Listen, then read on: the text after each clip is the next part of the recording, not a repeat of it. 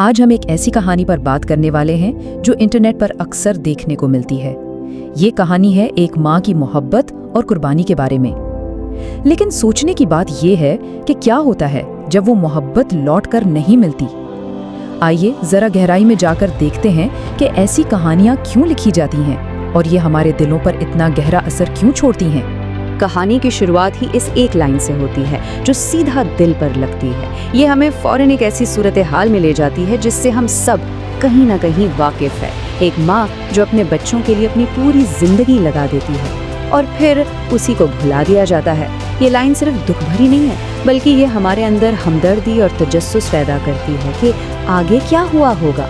تو آئیے کہانی کے پہلے حصے کی طرف چلتے ہیں، ماں کی قربانی۔ یہی وہ بنیاد ہے جس پر پوری کہانی کی عمارت کھڑی ہے۔ یہیں سے ہم اس کہانی کے مرکزی کردار اور اس کی زندگی کی مشکلات کو سمجھنا شروع کرتے ہیں۔ کہانی کی اس ہیروئن کا نام ہے چمیلی۔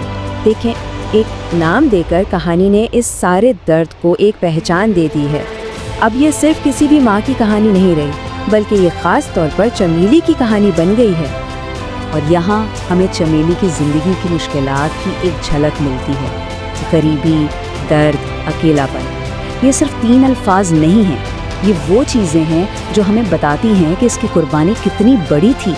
کہانی لکھنے والا جان بوجھ کر ان باتوں پر زور دیتا ہے تاکہ جب آگے چل کر دھوکہ ملے تو اس کا اثر اور بھی زیادہ گہرا محسوس ہو۔ اور اب آتا ہے کہانی کا سب سے بڑا موڑ۔ اتنی ساری قربانیوں اور مشکلات کے بعد کہانی ہمیں دھوکے کی طرف لے جاتی ہے۔ یہ وہ لمحہ ہے جہاں سے کہانی کا اصل مسئلہ شروع ہوتا ہے اور ہمارے جذبات بالکل عروج پر پہنچ جاتے ہیں۔ تو سوچئے، اتنے سالوں کی محنت کے بعد جب چمیلی کو سہارے کی سب سے زیادہ ضرورت تھی، ایک ایسا وقت جب اسے اپنی قربانیوں کا کچھ تو صلہ ملنا چاہیے تھا۔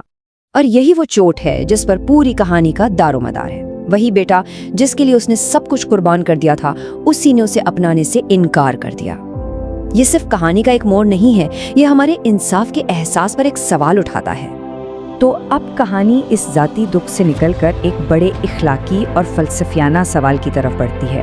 اب یہ صرف ایک خاندان کی کہانی نہیں رہتی بلکہ یہ زندگی کے ایک بہت بڑے اصول کے بارے میں بن جاتی ہے۔